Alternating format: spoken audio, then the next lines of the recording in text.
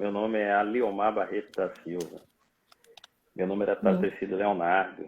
Meu pai saiu para me batizar, ou para me registrar. E no meio do caminho me encontrou esse Aliomar, que até hoje a gente não sabe como e onde foi que ele achou. E na minha época de faculdade, eu cheguei a jogar basquete e eu tinha um amigo que ele morava na Itália e ele falava assim, cara, você parece um cantor, Fa- Pharrell. Aí eu falei, quem é esse cara, velho? Não, cantor americano e tal. E você parece muito com ele. E daí veio esse apelido, né? O Léo Pharrell, entendeu? É, foi uma herança de um amigo meu, que na época do basquete me herdou lá na Itália.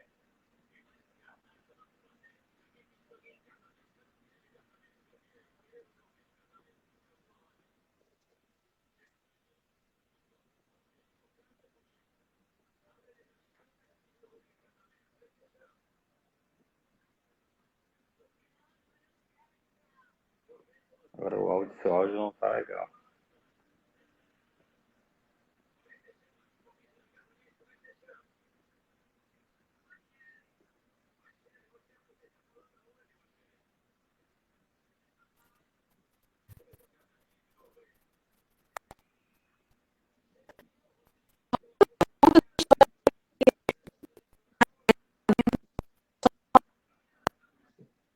Eu não consigo te ouvir, entendeu? A sua imagem tá parada, eu não consigo te ouvir. Mas conta a sua Fica história aí, que eu não. Porque eu não estou ouvindo nada. Se eu te falar, Como é que foi desde o seu nascimento, a escolha profissional, até o dia de hoje? eu sou o mais velho de três irmãos, né? E como mais velho, eu sempre tive aquela questão da responsabilidade, desde pequenininho. E eu estudei logo no meu início um colégio de padre, cara. E para mim era complicado, entendeu? E era um colégio que era muito rígido e também era muito caro na época. E meu pai se desdobrava para pagar essa escola. E no início, para mim, foi complicado, porque eu tinha aquele peso da responsabilidade de ter que todo ano passar por estudar num colégio particular e, ao mesmo tempo, eu não me enxergava naquele mundo, porque era um colégio que só tinha, a maioria eram brancos. A grande maioria. Eu tinha poucos amigos, assim, que tinham o mesmo nível social e também os mesmos problemas, assim, porque os meus amigos eram a maioria eram, de cor branca. Então, nesse universo aí, eu tive que, além de me adaptar, sei lá, eu tive que me modificar totalmente porque não era um ambiente que eu tinha assim no dia a dia, não era uma coisa normal para mim. A gente tinha lá um regime muito disciplinar porque logo durante a semana a gente tinha que a primeira aula de religião, né? A gente tinha que ir para a igreja, aprender os cânticos, a gente tinha aquela questão do fardamento, tá tudo alinhado, tudo direitinho, entendeu? Então eu vivenciei todo esse tempo aí. E na minha época, hoje eu posso falar assim, eu nasci no dia 21 de outubro de 76. Hoje eu tenho 43 anos. Então naquela época era difícil, quase impossível você ver hoje o que se vê muito na televisão, né? Essa luta pela igualdade racial, desde brincadeiras assim, moreninho, brincadeiras assim meio sem graça com o seu cabelo. Hoje eu tenho um cabelo mais baixinho. Naquela época eu tinha um cabelo meio black, eu deixava o cabelo crescer bastante. E isso na escola, os caras, eles usavam disso para fazer piadinha, né? Então era meio complicado.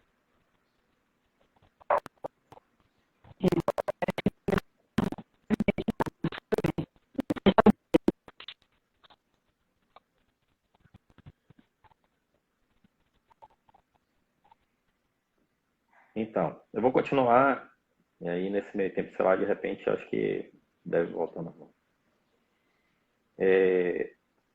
Na época, na minha época de infância, eu tive muitos traumas, assim, por conta de ser uma época, assim, meio que muito, como é que eu posso dizer? Era quase proibido a gente tinha que seguir uma linha, né? A gente tinha que obedecer, a gente tinha que assumir os compromissos, fazer e tal.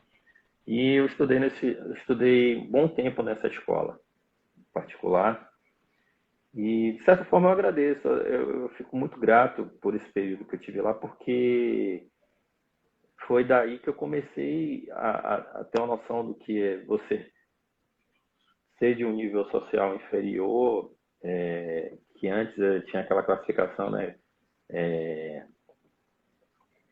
Classe A, B e C, né?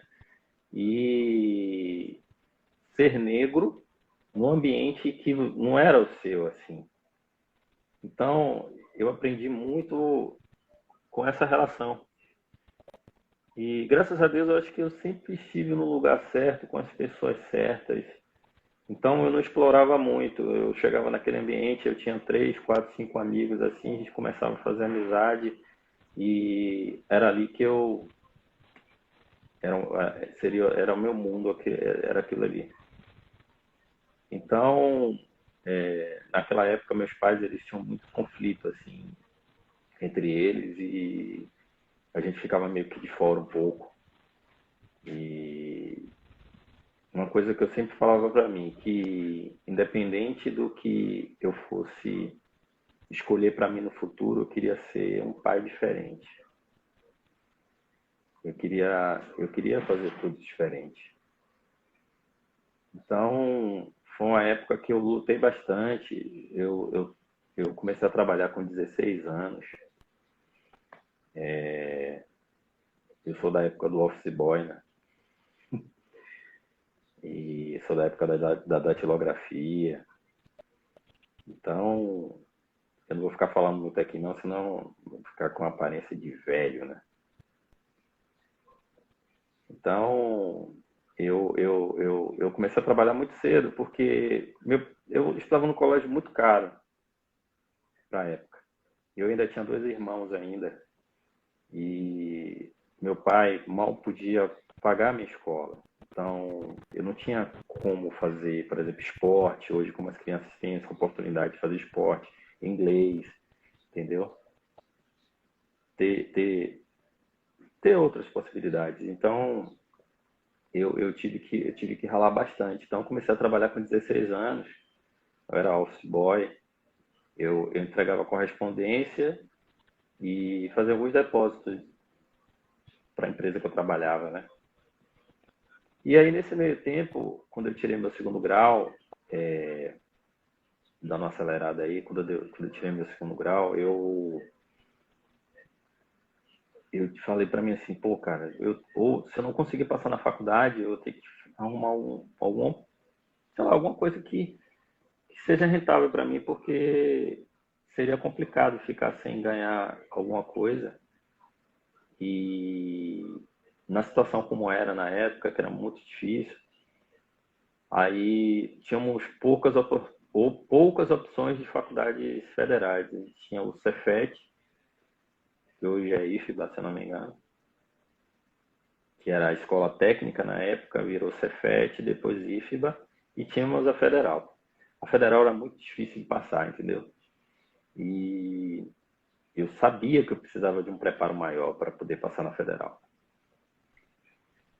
E o Cefet. E quando eu prestei vestibular na época, eu acabei não passando na UFBA e passei no Cefet. Só que eu não passei de imediato, né? Passei na segunda lista. Meu pai me acabou. Eu sou baiano, entendeu? Nasci aqui em Salvador. E na época meu pai me disse um monte de coisa assim, pô, cara, a gente pagou a escola cara, aquela mesma conversa do pai, né? Que ele paga a escola cara e tal, e realmente aquilo me doeu. Só que logo de imediato, acho que uma semana depois ele me ligou, dizendo que tinha ouvido meu nome na rádio. Tinha saído uma lista, meu nome estava na rádio. Quem lembra aí, antigamente, as listas dos aprovados, elas eram divulgadas pela rádio. Entendeu? E eu acabei logrando a aprovação e acabei passando no vestibular. E aí, naquela época, tipo, eu já não tinha mais o apoio dos meus pais, então eu tinha que me virar. Eu fui trabalhar em lanchonete. Aí trabalhava em lanchonete e eu atendia meus próprios colegas de faculdade. Entendeu?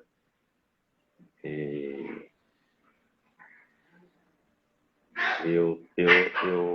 como eu sempre tive, assim, eu sempre honrei o trabalho. Para mim nunca foi, eu nunca menosprezei o trabalho. Para mim todo tipo de trabalho sempre foi válido, sempre será válido, entendeu?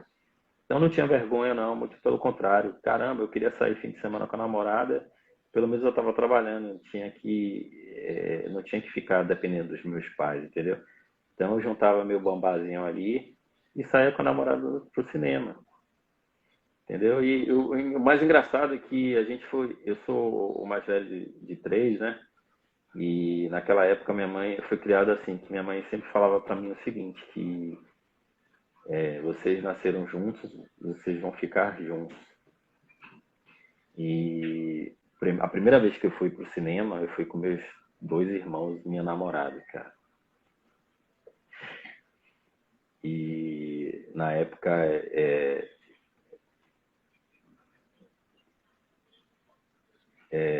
foi meio assim estranho, porque era minha namorada, eu e meus dois irmãos. E naquela época eu não entendia isso. E eu falava para ela, pô, desculpa, porque minha mãe disse que se um saiu, os outros têm que sair também. Ou então não sai ninguém. Então eu peguei e tive que levar meus irmãos. E ela entendeu, né? Eu não entendia isso na época, né? Mas ela entendeu. Eu fui entender o valor disso depois, entendeu? E, tipo, tanto que eu trago isso para mim hoje. Foi meus dois irmãos e a namorada, cara. Foi muito engraçado aquilo. E ali no cinema, eu querendo fazer o namoro andar, não tinha como, porque tava com meu irmão um do lado e do outro, olhando pra minha cara. E eu me acostumei assim, entendeu? Tanto que depois que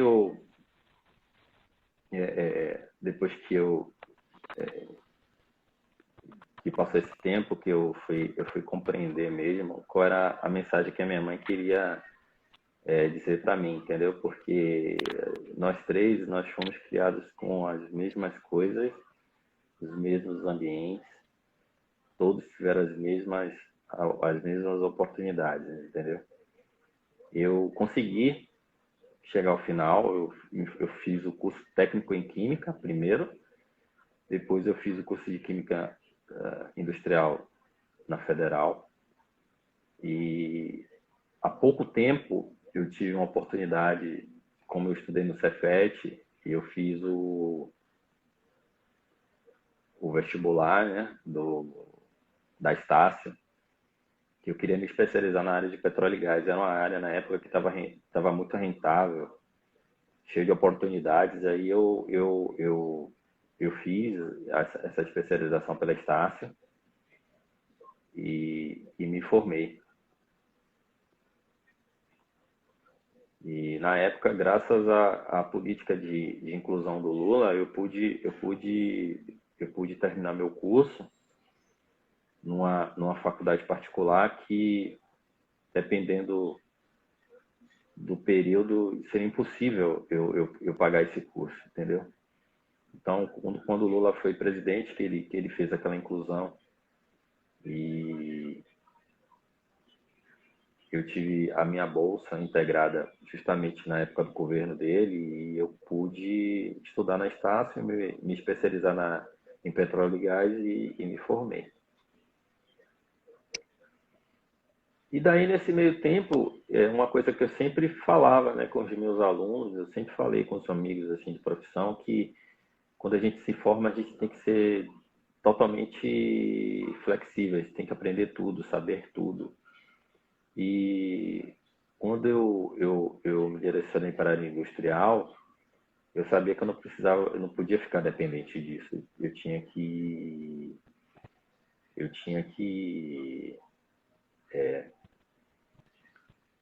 me diversificar, sei lá, expandir bastante o meu conhecimento. E foi aí que eu tive a ideia de começar a lecionar. Eu comecei a dar aulas. Eu sabia que o universo de um professor é totalmente diferente de, um, de, um, de um profissional da área industrial como era eu, entendeu? Então, eu sabia que eu precisava futuramente ampliar mais os meus horizontes. Mas eu comecei a lecionar e foi através do Senai que eu comecei a dar aulas.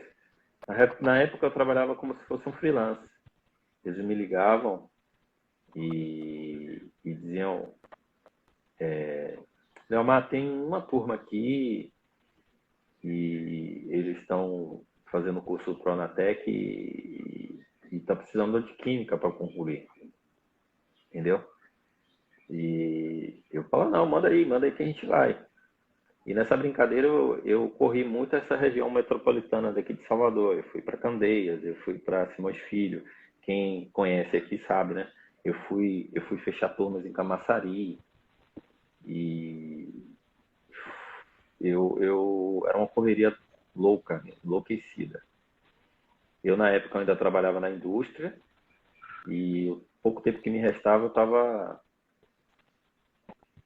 tava dando aulas, entendeu? De operário. Minha mãe, ela é professora, entende? Então, eu jamais deixaria de honrar, né, as minhas raízes. Então, não precisa nem falar para vocês quem foi que eu votei, né, para presidente. E tudo, tudo que está acontecendo hoje com relação ao nosso governo aí, né, nosso presidente, é bem a cara de como tudo começou, né?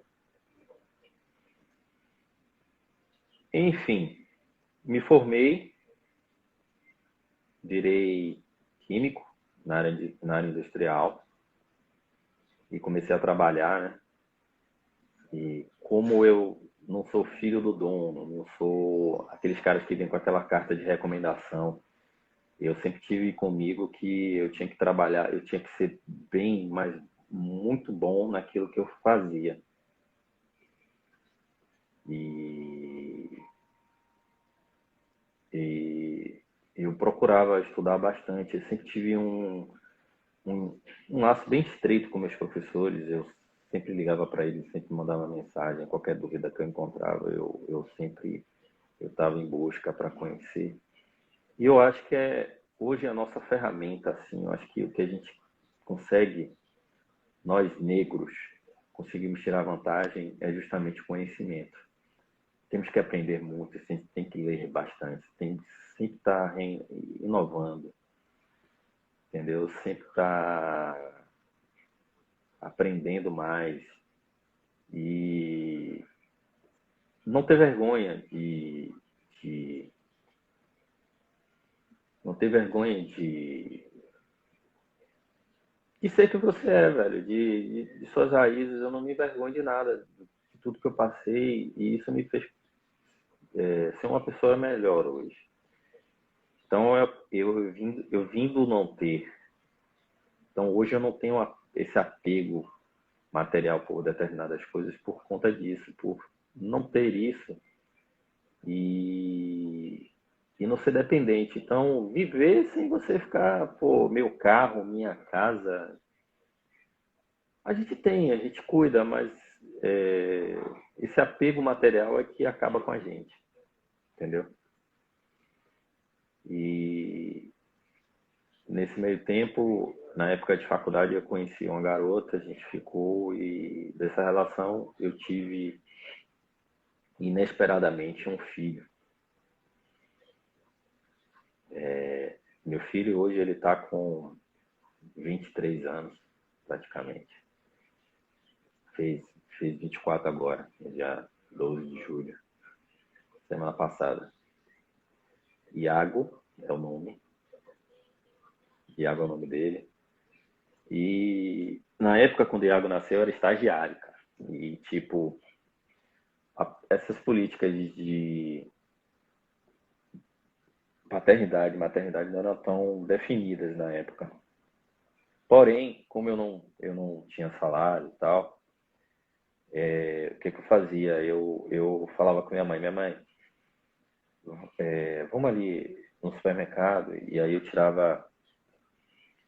tirava alguns itens, comprava um monte de coisa de casa, leite, carne, arroz, pô, um monte de coisa fazia e como na época eu não tinha salário, eu não tinha como dar ter uma renda assim para poder ajudar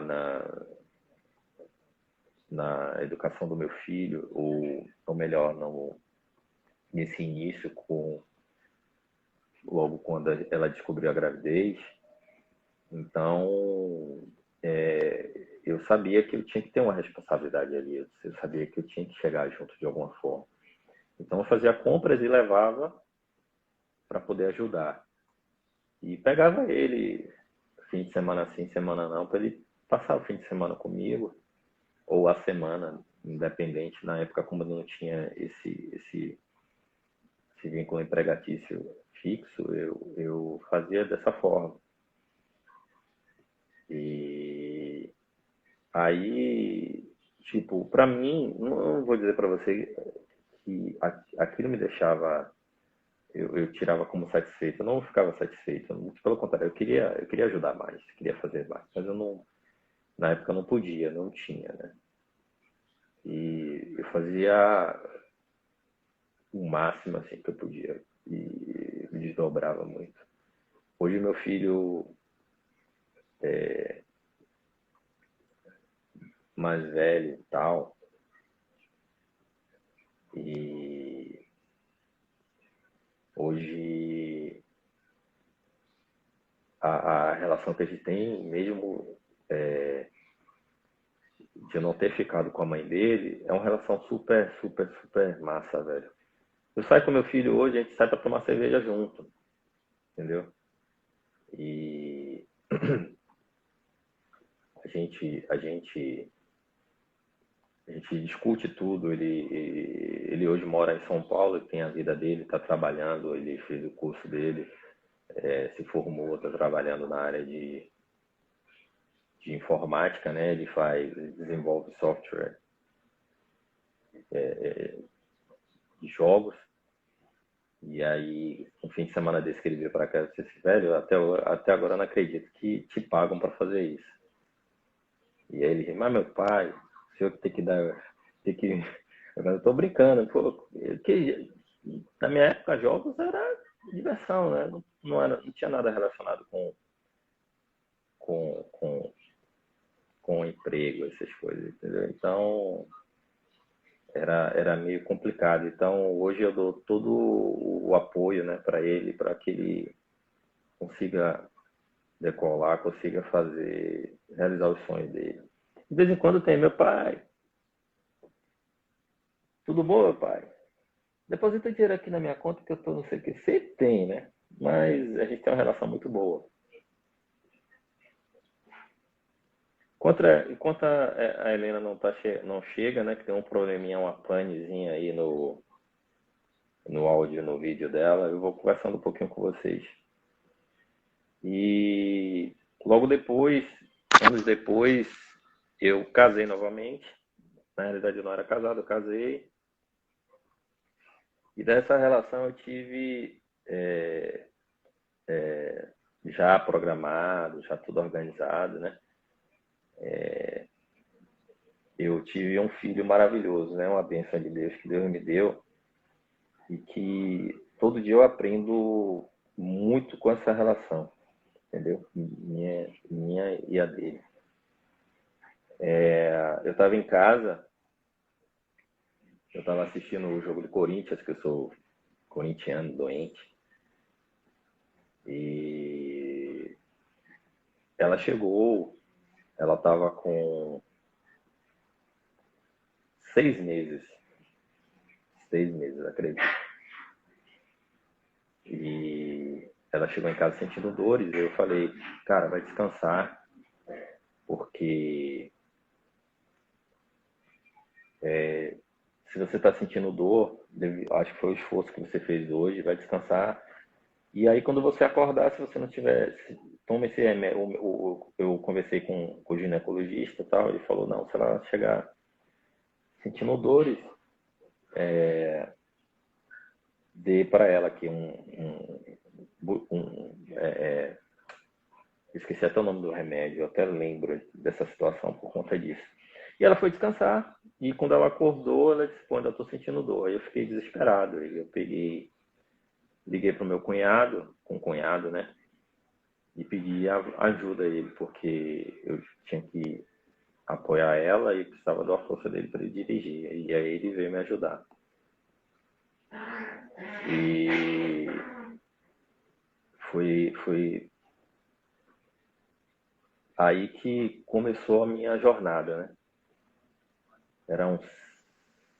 Eu lembro como se fosse hoje, eu estava na porta do hospital, estava descansando, aí o médico falou, cara, você é o pai, se prepara que ela já está com 8 centímetros de dilatação. Eu falei, não, doutor, você é louco, não pode.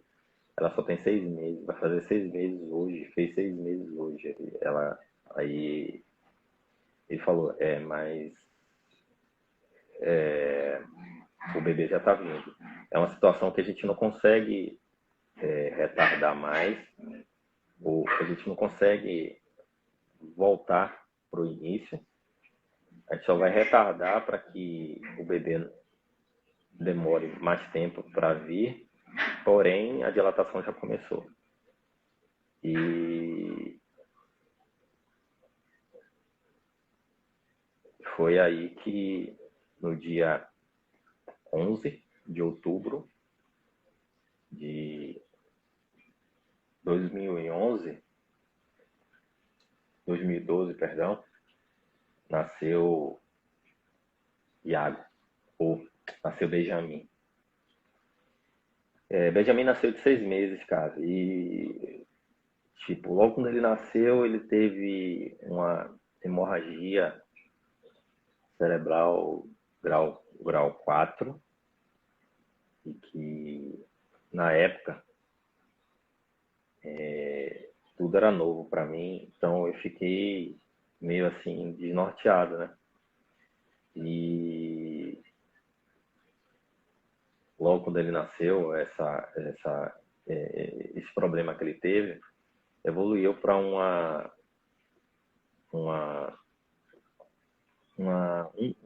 falhazinha nas terminações nervosas que chama de hidrocefalia. E na época eu estava desempregado, porque eu estava viajando para o Rio e eu estava indo para Macaé, né, para tentar, ia fazer uns cursos lá e tentar já me encaixar no mercado de trabalho. Mas quando ela me falou dessa situação, eu, eu, eu voltei correndo e, tipo, abdiquei de tudo e estava justamente focado nisso aí, né? E Benjamin chegou. E quando ele precisou fazer uma cirurgia de correção. Só que na época os médicos falavam para mim, cara, não é muito cedo ainda para poder fazer alguma coisa, porque ele está muito pequenininho. Mas ele vai precisar daqui a um tempo fazer uma cirurgia para a gente colocar uma válvula para que essa válvula atue, entendeu? E o que é que eu vou explicar mais ou menos para vocês entenderem. Ele tinha as terminações nervosas, o corpo mandava um líquido para o cérebro e só que não tinha as veias para retornar para o corpo. Então, à medida que o corpo ia mandando para o cérebro o líquido, a cabeça dele inchando, inchando, inchando. Então, o que é que acontece?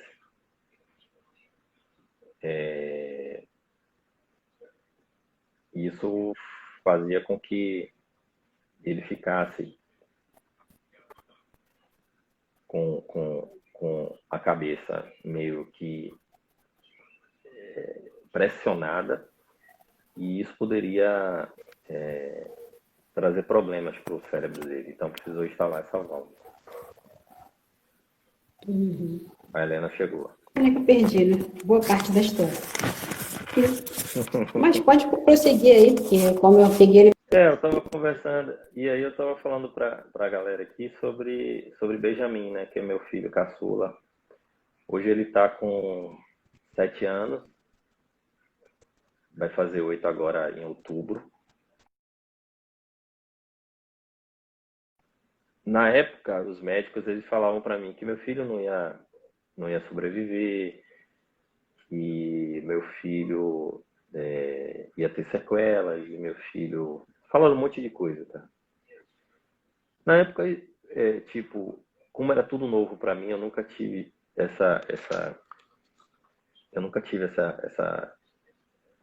nunca, não era uma situação comum, então eu não me desesperei, entendeu? Eu chorei muito porque eu não queria que ele sofresse, eu não sabia como seria, então era um filho que estava sendo muito esperado, a gente estava numa luta tremenda para ela não podia engravidar e tal, e de repente aconteceu isso tudo. Mas Benjamin veio e mudou minha vida, mudou todos os sentidos. Quando a gente fala em felicidade, eu sempre falo que felicidade é uma coisa relativa, porque tem gente que não tem nada e é feliz. Tem gente que, para ser feliz, precisa ter um monte de coisa. E meu filho ele não fala, ele não anda, ele é muito feliz. Entendeu? Então, por isso que eu digo que é muito relativo quando a gente fala de felicidade. E quando a médica ela sentou para conversar comigo, me perguntando se eu iria conseguir dar conta dessa responsabilidade toda, eu falei para ela que eu não estava muito preocupado com isso, não. Eu falei para ela que independente de como o meu filho sairia dali, certo? Se falando, se não falando, se andando ou se andar, eu queria que meu filho saísse de lá. Queria que meu filho saísse da UTI. E ele foi saindo, ele foi crescendo. Aquela manjedoura da UTI já foi ficando pequena e a gente precisou sair do hospital. E esse lapso de tempo aí que eu estou falando para vocês são exatamente 3 meses. que eu trabalhava, eu chegava do trabalho e ia direto para o hospital. Eu vivia mais no hospital do que na minha casa. E quando eu fico voltando eu fico meio assim, meio desligado assim, porque vem um filme na cabeça, né? Foi uma luta muito grande, cara.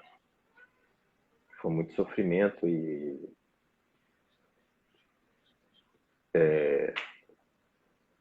desse período para cá eu aprendi muito com ele, porque às vezes a gente fica reclamando da vida porque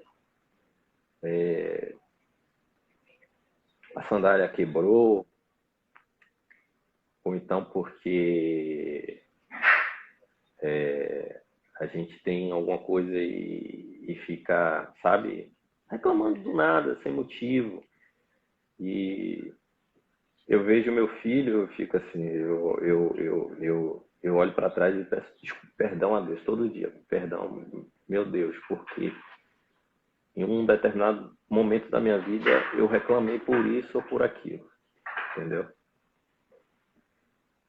E isso é o que, isso é o que, isso é o sentido da vida, entendeu? E eu aprendi muito com ele com relação a isso. E uma coisa que eu tinha comigo quando ele nasceu é que eu iria com ele para tudo quanto é canto. Tudo. Eu vou com ele para. Todos os meus amigos são amigos do Benjamin. Todos. Eu não tenho hoje um amigo que. O meu filho, ele não. Todo mundo conhece.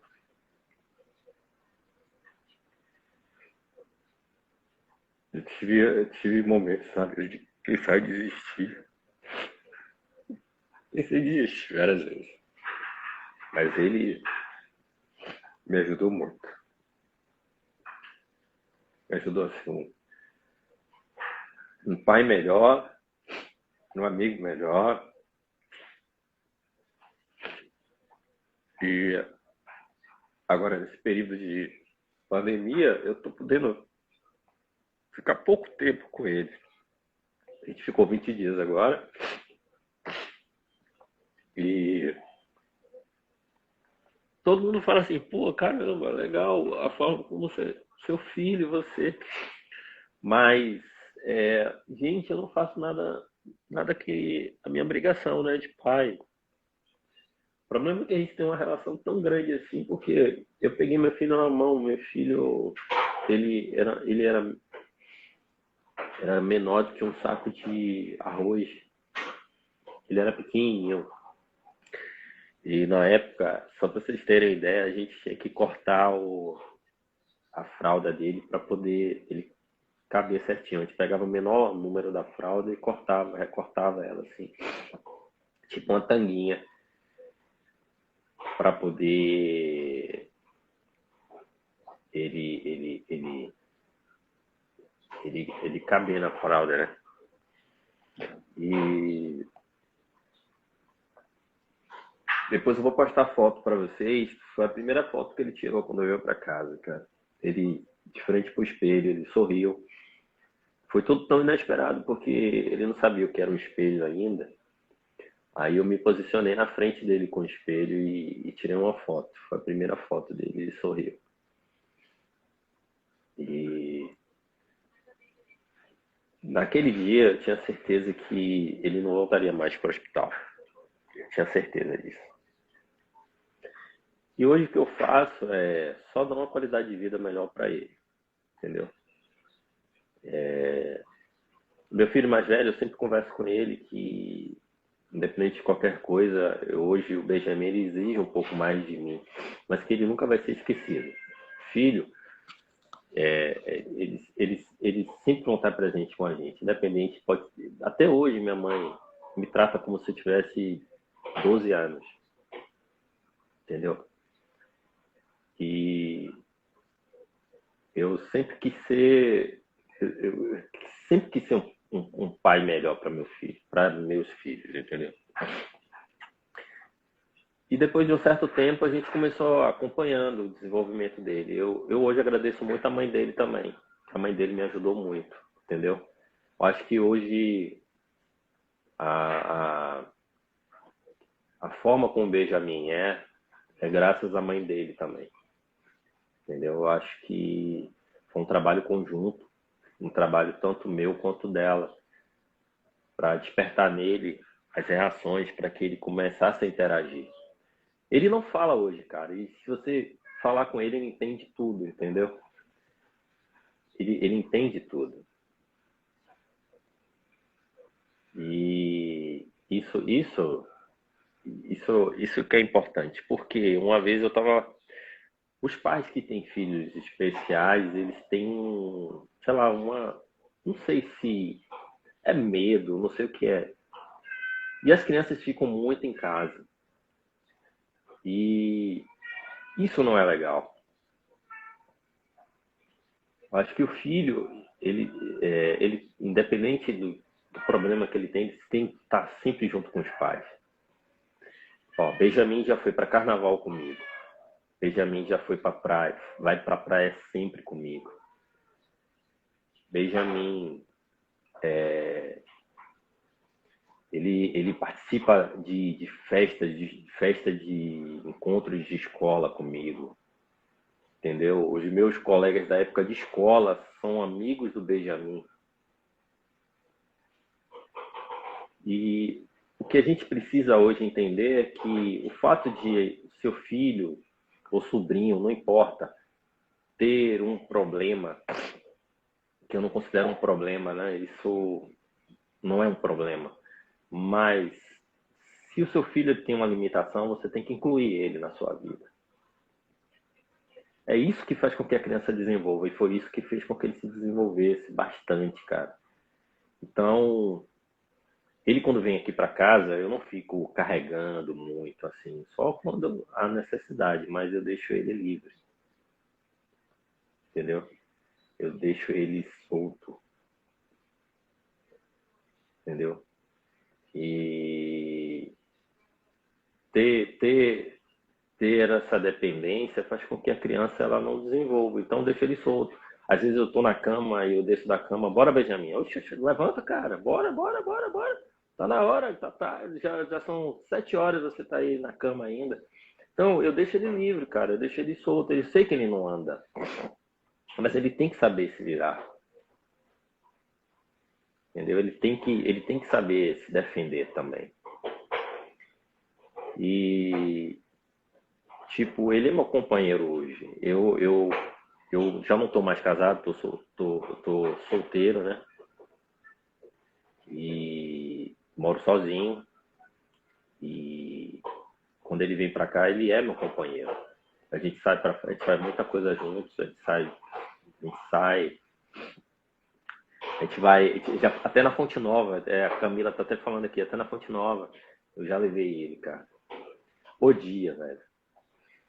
A Fonte Nova ela não tem ainda uma estrutura para cadeirante, né? E no dia quando eu levei ele,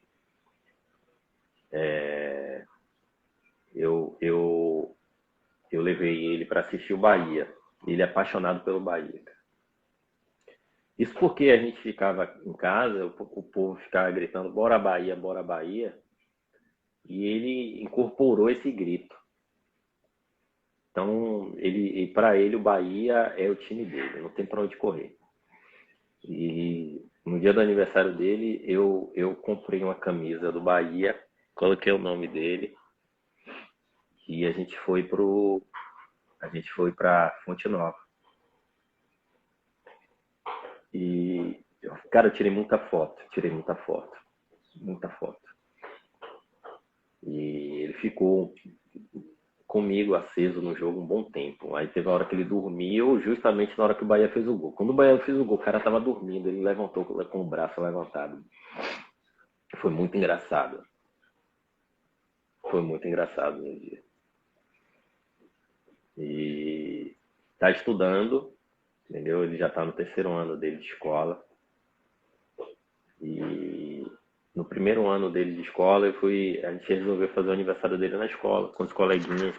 E eu fui ver, eu fui lá acompanhar para ver. E realmente foi aí que eu aprendi o quanto que a gente, né, nós, seres humanos, somos assim, né?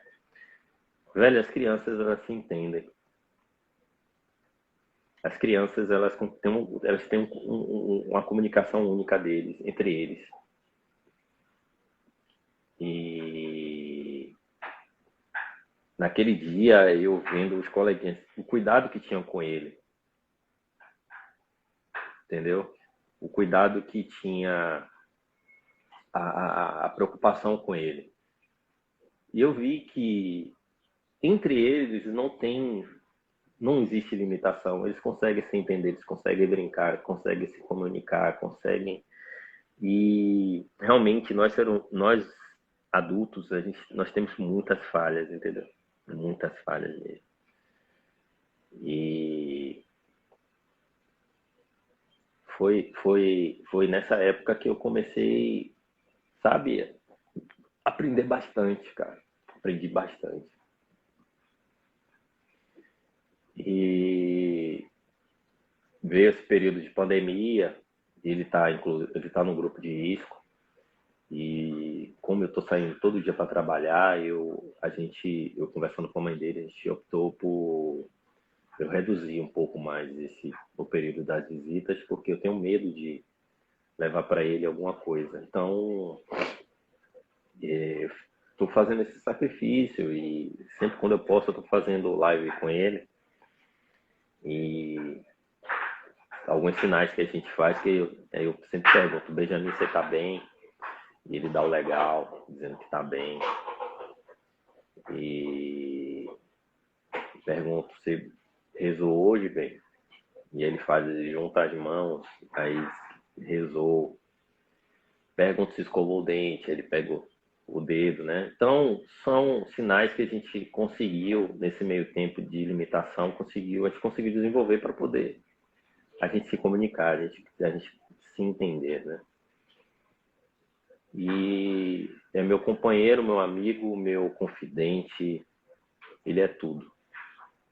Hoje, a minha vida é direcionada para essa criança.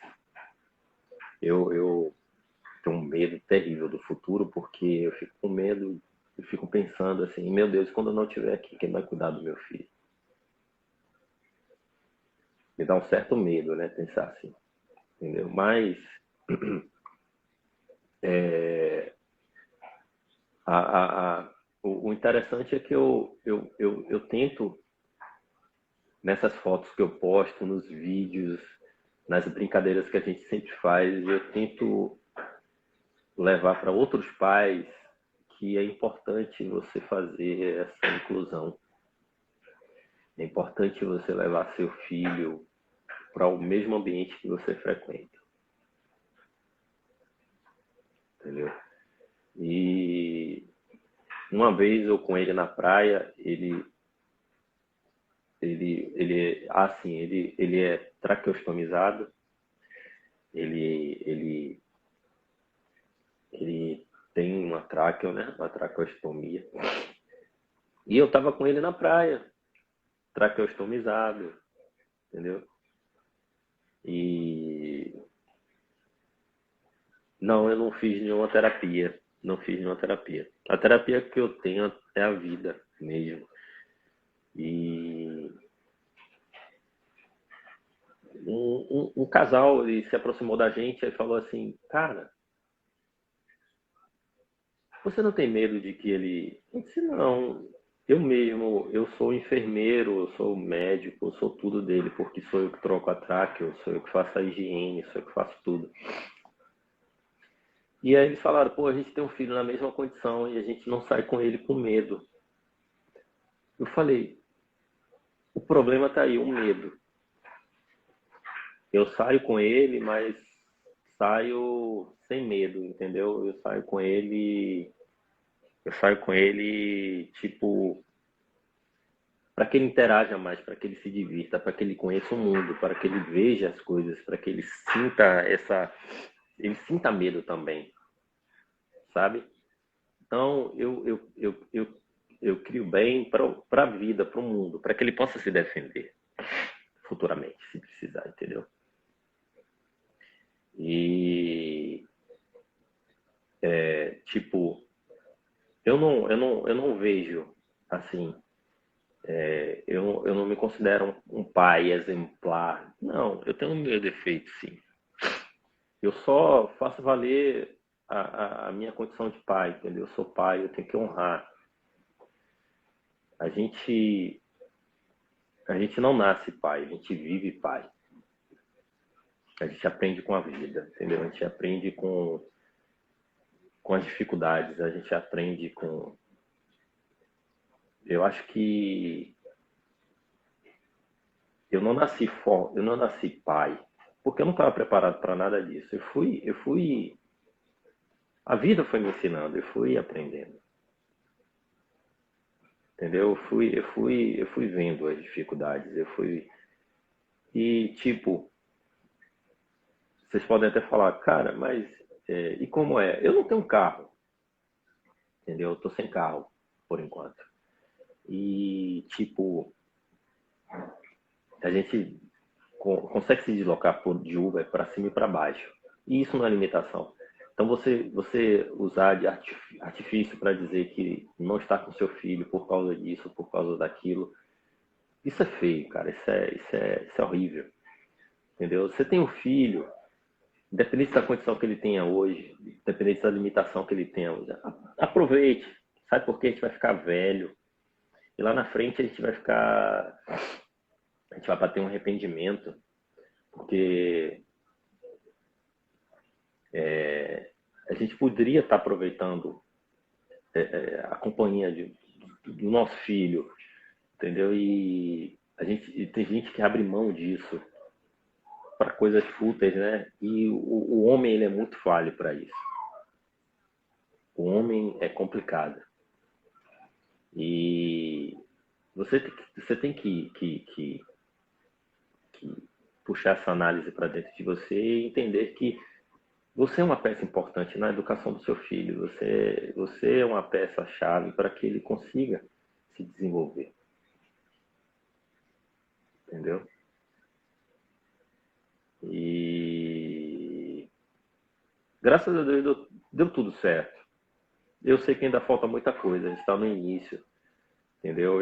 Algumas coisas eu não faço, como postar fotos de, tipo, trocando fralda do meu filho, dando banho, porque eu não preciso fazer nada disso para que ele enxergue o quanto ele é importante para mim, entendeu?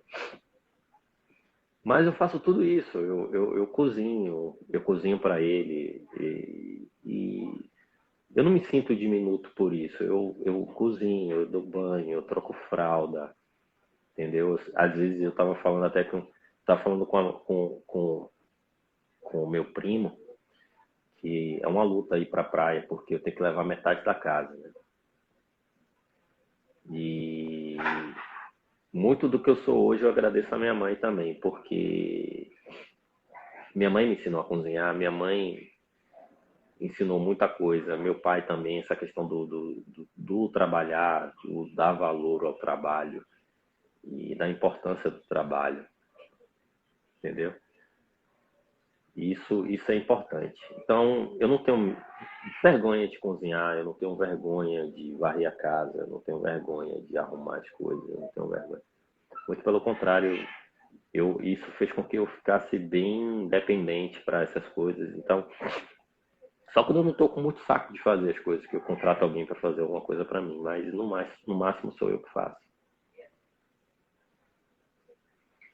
E os pais eles têm que ser protagonistas da vida dos nossos filhos. Vocês têm que estar presentes. Então, muito das fotos que eu posto é justamente para mostrar para as pessoas que qualquer limitação que tenha nessa vida, ela nunca vai ser fator de exclusão. Nunca. Entendeu? E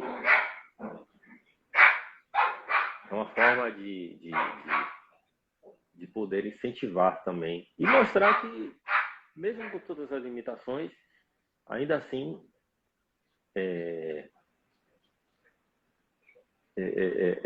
possível você ter um universo de inclusão com seu filho, mesmo ele tendo qualquer tipo de limitação. entendeu? Hoje eu trabalho numa empresa que ela valoriza muito isso, entendeu? E a empresa que eu trabalho hoje, ela, ela preza muito esses valores da igualdade racial, entendeu?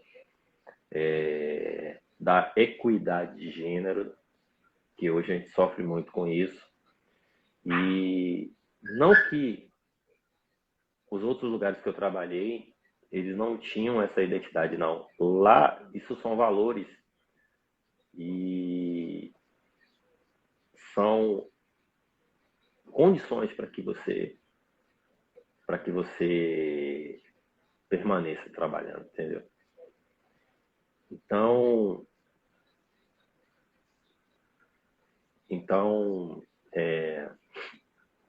isso é importante hoje. Que as mulheres elas ganham a mesma coisa que os homens, que a gente tenha esse espaço, né, do negro como profissional que é bem complicado, certo? Quem assim como eu está no mercado de trabalho sabe disso, sabe que quanto mais essa questão do colorismo, né, sempre existiu, mas que na minha concepção sempre fui ou negro ou branco, cara. Ou você é negro ou você é branco. E quanto mais, entendam que quanto mais escura for a sua tonalidade de pele, mais desigual você vai ser contigo. Tudo vai ser desigual. Entendeu?